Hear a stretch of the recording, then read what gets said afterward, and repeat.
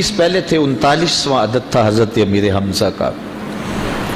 تو امیر حمزہ کوئی معمولی شخص تو نہیں تھے، قریش کا ایک معتبر نام تھا. تو جب وہ ایمان لائے تو ذرا حوصلہ اہل ایمان کا بلند ہوا، اور میرے حضور نے بھی اللہ کی بارگاہ میں ہاتھ اٹھا کے دعا مانگی، اے اللہ ایک شیر دے دیا ہے، اب ایک شیر اور عطا کر دے، اب تیری مرضی کہ عمر بن حشام دے دے یا عمر بن خطاب دے دے. عمر بن حشام یہ ابو جہل کا نام تھا، اور عمر بن خطاب حضرت عمر رضی اللہ تعالی عنہ کے لیے دعا کی گئی.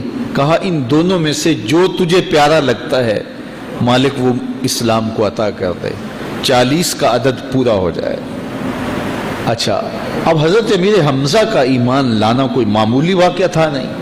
قریش سر جوڑ کے بیٹھ گئے، کفار کی صفوں میں کھلبلی مچ گئی، یار یہ اتنا اہم شخص بھی چلا گیا، آج کل کوئی اور چلا جائے گا تو پھر تم تو بہت پیچھے رہ جاؤ گے اور مقابلہ نہیں کر پاؤ گے، ابھی وقت ہے تو ابھی کچھ کرو. تو 24 سال کی عمر ہے، ہاتھ میں تلوار لیے عمر بن خطاب اس عزم سے گھر سے باہر نکلتا ہے کہ نہ رہے بانس نہ بجے بانسری، میں تو چراغ زندگی بجھا دوں گا اور یہ قصہ ہی پورا کر دیتا ہوں. آج حمزہ ایمان لائے، کل کوئی اور ایمان لے آئے گا. تو عمر گھر سے نکلے اور دل میں ارادہ یہ تھا کہ بانی اسلام کی زندگی کا چراغ بجھا کے واپس پلٹوں گا. جوش ہے، جنون ہے، جذبہ ہے، اور آنکھوں میں خون اترا ہوا ہے، تلوار لہراتے ہوئے مست ہاتھی کی طرح چل رہے ہیں. 24 سالہ جوان گھر سے باہر نکلتا ہے، لیکن تقدیر ہنس ہنس کے کچھ اور ہی کہہ رہی ہے. سودا لینے کے لیے بازار گئے، ہاتھ اس کے بکے جس کے خریدار گئے. جب اس چال سے چلے تو راستے میں نعیم بن عبداللہ ملے، اور اس مستانی چال کو دیکھ کر کہا کہ کدھر کے ارادے ہیں؟ کہا وہ چراغ زندگی بجھانے جا رہا ہوں بانی اسلام کا، یہ روز روز کی کہانی ختم ہو جائے، اور ہمارے لات منات حبل اور عزا کی آبرو پہ حملہ آور ہیں، اور ہر دن کوئی نیا شخص ان کے ساتھ آ کھڑا ہوتا ہے.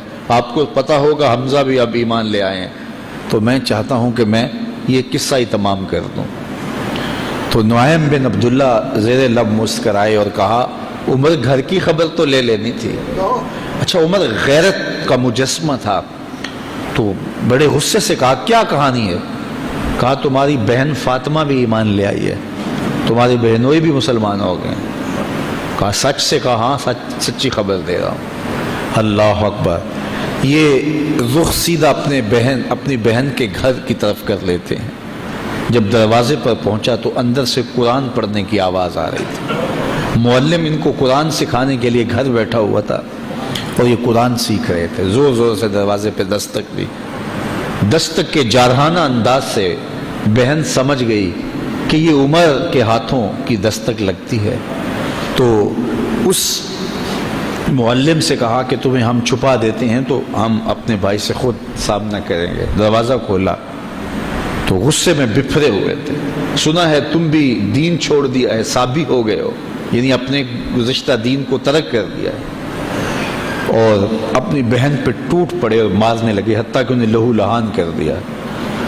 اور وہ بھی جو ہے وہ استقامت کے ساتھ کھڑی ہے. اور پھر اس نے ایک جملہ کہا عمر اگر تم خطاب کے بیٹے ہو تو میں بھی خطاب کی بیٹی، جو کرنا ہے کر لو، میں دامن حضور کا نہیں چھوڑوں گی. تو جب یہ استقامت دیکھی کہ ایک عورت ذات اس قدر استقامت کا پہاڑ بن گئی ہے، تو وہ کون سی طاقت ہے جس نے اس کو یوں کھڑا کر دیا ہے. تو کہا کہ وہ جو تم پڑھ رہے تھے ذرا مجھے بھی تو سناؤ نا. کہا ایسے نہیں، پہلے غسل کرنا ہوگا. اب عمر غسل کر رہا ہے اور ظاہر کی میل دھل رہی ہے، غصہ اتر رہا ہے. اب جب غسل کر کے بیٹھ گئے اتنے میں معلم کو سامنے لے آیا گیا، اور وہ کیا پڑھتا ہے؟ طٰہٰ ما انزلنا علیک القرآن لتشقیٰ. اے 14ویں رات کے چاند محبوب، ہم نے قرآن اس لیے نازل تو نہیں کیا تھا کہ تم مشقت میں پڑ جاؤ. یہ پڑھتے جا رہے ہیں اور عمر کا دل پسیجتا چلا جا رہا ہے. پھر آنکھوں میں آنسو بن کر وہ جذبات بہنے لگے. پھر عمر کے لب کھلے اور اپنے بہنوئی اور اپنی بہن سے کہا مجھے بھی اس دہلیز پہ لے چلو. اللہ اکبر. عمر کی تو ساری عمر برباد ہو گئی. میں نے 24 سال کہاں کاٹ دیے, مجھے اس دہلیز پہ لے چلو. اب عمر اپنے بہنوئی کے ساتھ دار ارقم کی طرف بڑھ رہے. یہ کوہ صفا پہ حضرت ارقم کا گھر تھا جو اسلام کی پہلی درس گاہ بنی, اور یہاں چھپ کے مسلمان دین سیکھتے تھے چونکہ ابتدائی ایام تھے.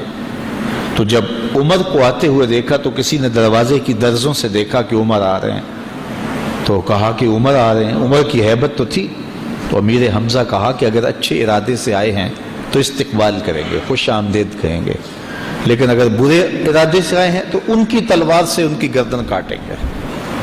اور جب دروازہ کھلا اور عمر اندر آئے تو آقا کریم علیہ السلام نے ان کے گلے کے اندر جو کپڑا تھا اس کو پکڑ کے ایسے جھٹکا دیا, اور ساتھ کا عمر وہ وقت نہیں آیا کہ تم اسلام قبول کر لو.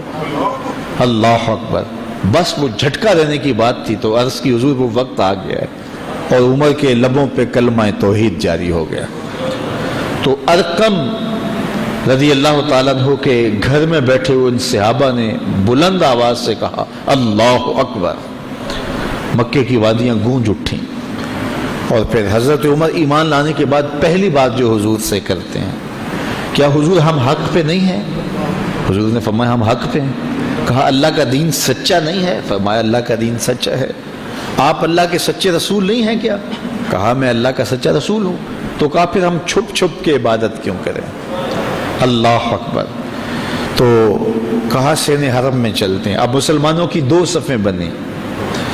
ایک صف کے آگے حضرت امیر حمزہ تھے اور ایک صف کے آگے حضرت عمر بن خطاب تھے. حضور درمیان میں تھے, اور یہ قافلہ 40 افراد پر مشتمل مسجد حرام میں پہنچا اور پہلی نماز کھل کے پڑھی گئی. حضرت عبداللہ ابن مسعود رضی اللہ تعالیٰ عنہ فرماتے ہیں عمر کا اسلام لانا اسلام کے لیے عزت تھا. اللہ اکبر.